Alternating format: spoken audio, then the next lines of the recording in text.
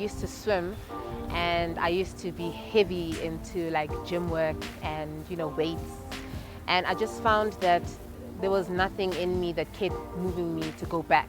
Like I'd have periods of like 3 months, let's do this, let's eat well, and then afterwards, like during winter, it will just fall by the wayside.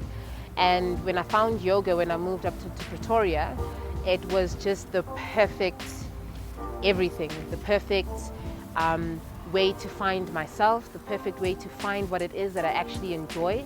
And there was just something that kept leading me back there. So every single time I kept going back on my mat, and obviously you'll see more improvement of who you are and the outlook that you have on, your view on people and your view that you have on life. Now people are starting to realize that it helps with your running, it helps with your swimming, it helps with your cycling, it helps with all forms of life. It helps with what do you feed yourself with.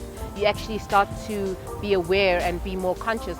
Especially here in Joburg, in the city that we live in, a lot of people are very unconscious with the things that they do. Everything becomes so habitual that you drive and you hooting and you're angry, and you don't have a moment to just take a breath and just be like, oh my gosh, I actually drove to this place and there was this view that I had on the side of me, and there was trees and there were people, and that diversity, people don't realize what is actually happening. So yoga really awakens people to realize what habits they're actually creating in their lives. Me bringing yoga to the community, especially here in Guateng, is all about community, and it's all about finding a connection with people again. Like if you look at back in the days at how our moms and our dads used to live, they used to go next door and get sugar, and they used to get some oil if they needed to. Nowadays you can't. You have to like shop online, or you have to go to the store, run to the store. You're actually afraid to go to someone and be like, hey, can I just borrow some sugar, or can I borrow some oil? I just need some food for, to prepare some food.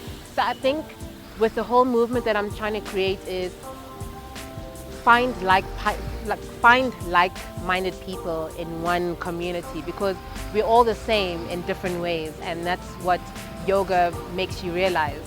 My mom has always been the different one in the family, and I see that she's changed a lot of things. So she's my one person that I can look up to with regards to, it doesn't matter whether you're a woman of color, whether you are big or you're small or a certain weight or a certain age.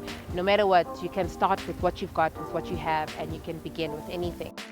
I think with her, she made me consciously realize that don't worry about what people say.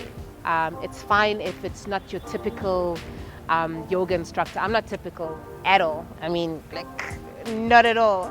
So I think she's been the person that I can look up to say, you know what, just do whatever you want and the rest will follow.